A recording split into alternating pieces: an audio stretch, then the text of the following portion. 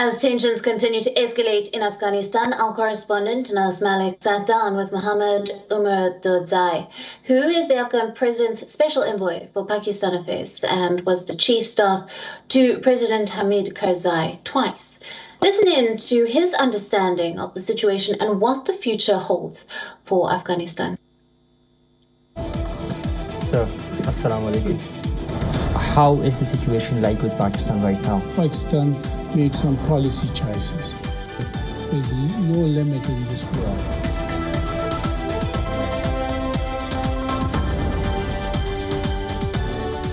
Well, in a country when the war is going on in 31 out of 34 provinces, and where hundreds, if not thousands, of military personnel on both sides and civilians are killed, and thousands are displaced every day, then you have no choice but to call the situation as grave. It's the gravest situation since I've seen from the 1980s when the country was occupied by the Soviet Union. It is worrying because we thought that Taliban may not start attacking major cities. It's not a good news, it's a bad news. It indicates that there's no limit in this war. Any place, anywhere is at risk of being attacked.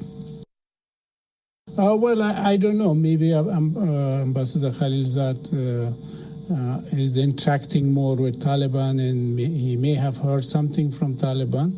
But what we are hearing from Taliban, they're not yet interested in a combined kind of administration. When you say the Taliban wants a major share, that means they're willing to have a shared administration. But I don't see any signs of that Taliban are willing to negotiate a joint administration, a shared administration. We all witnessed that in the past at least 1 year. The U.S. presented a roadmap for peace, a plan for peace. And the Afghan government in the Afghan Reconciliation Council also presented many roadmaps or many plans for peace, and somehow they reconciled them also. But we are still awaiting from Taliban their vision of a plan, of a roadmap for peace. Unless we have an officially announced roadmap from Taliban about peace, I think everything else is just a rumor. When the U.S. was coming into the region back in 2001, Pakistan made some policy choices.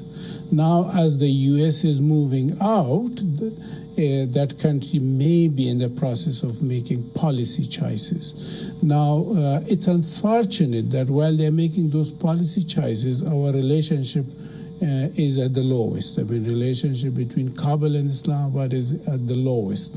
It's partly because Kabul has complaints that Pakistan is not cooperating with the peace process as is expected from them. And secondly, we are driven by accidents also. The kidnapping and torture of the daughter of our ambassador in Islamabad, whether it's accidental or orchestrated, but the result is the same. It pushed the president to call in all his senior diplomats back to Kabul. Right now, our investigation team is in Islamabad, meeting with the Pakistani investigation team.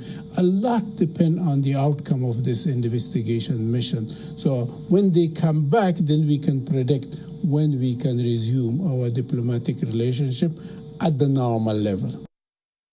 Well, we were planning a high-level mission to go to Pakistan. More or less the same people that they invited to the peace conference. There was a plan that they will go anyway from Kabul to discuss or to have a heart-to-heart discussion with Pakistan. Now, just before Eid, Pakistan one-sidedly organized the peace conference without a proper coordination and consultation with their Afghan counterpart. And as a result of that lack of coordination, there was a conflict between that conference and the mission to Doha, the mission that Dr. Abdullah led. So the same people could not be in two places at the same time. So then we suggested that please do it later, and please do a better coordination in terms of its organizing. It was called off to be rediscussed after Eid. But then the accident, the diplomatic accident, now further delayed that conference. India has been deeply involved in the reconstruction and development of Afghanistan. India's role in war and peace in Afghanistan is almost equal to nil, and that's good. But now we are at a stage that if the situation in Afghanistan is not controlled, the threat is to the whole region. The threat is to India, the threat is to Russia, the threat is to China, and to Iran, and many other countries around us. So India now has a responsibility to play their role in the peace process. My humble suggestion would be that now India is a big power, not only in the region, globally. They could facilitate, or they could encourage a special UN Security Council meeting on Afghanistan, a senior meeting that would not only call for peace or ceasefire, that should make decisions on how to stop this war in Afghanistan. Yes, for this current episode, I think it's a mistake on the U.S. part.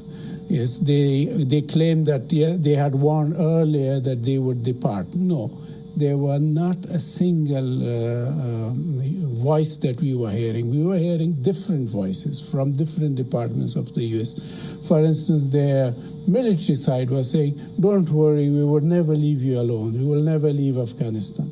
But then the White House was saying something different, and the State Department was saying something different. Many countries have that kind of attitude, but in this particular situation, I think their withdrawal was irresponsible. They still have the opportunity to convert their irresponsible withdrawal to a responsible withdrawal. And that is to facilitate, at first stage, a ceasefire, and then assist with a meaningful dialogue, because they are no longer the enemy of Taliban. The animosity ended on 29 February last year. So they are, I'm not saying they're friends of Taliban. So they are neutral between the Afghan government and Taliban, and that gave them a chance to play their role more positively, more sincerely, and more insistingly to ensure that there is a ceasefire. Continuation of the war in Afghanistan is in nobody's interest. It's not in any neighbor's interest. It's not in any European or American power's interest. I don't see the possibility of a major refugee crisis, but I do see the possibility of a major IDP crisis, internally displaced crisis. And why I don't see a major refugee crisis? It's because now it's not open for every Afghan to cross over to Pakistan or Iran. The line of control on both sides are fenced, and there are doors to be checked. So, and people know that. And moreover, people don't have good memories of being refugees in Iran or in Pakistan. They don't want to go back to that. Now, in Afghanistan, within Afghanistan, still there are places that are stable, that are secure, and that will remain so. So I think we'll have to be prepared for a major IDP crisis. But a minor refugee crisis, a minor, I mean some who gets visa to cross over to Pakistan or get visa to cross over to Iran, or few of them may be smuggled. They might be taken by human traffickers to Iran and then to Turkey. That has been going on for many years. So it will not exacerbate to a level that would alert the world. I think IDP situation is going to be very, very grave, very, very severe. Okay, the meeting was primarily to keep them aware of the situation, of the war situation, and also of the 6 months military plan that the president is talking about.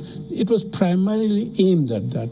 But on the other hand, the countries that participated had been Afghanistan's partners for the past 20, 21 years. And they were all expecting that with the departure of the U.S., then Taliban would lose the cause of fighting foreigners, so they are no longer here. And there were expectations that we will get closer to the peace. Therefore, those countries still are partners. They need to be aware. What I am aware, all those countries which had been our traditional partners in war and peace and reconstruction and development in the past 20 years, they are revising their stance. They are trying to increase their support to the Afghan government.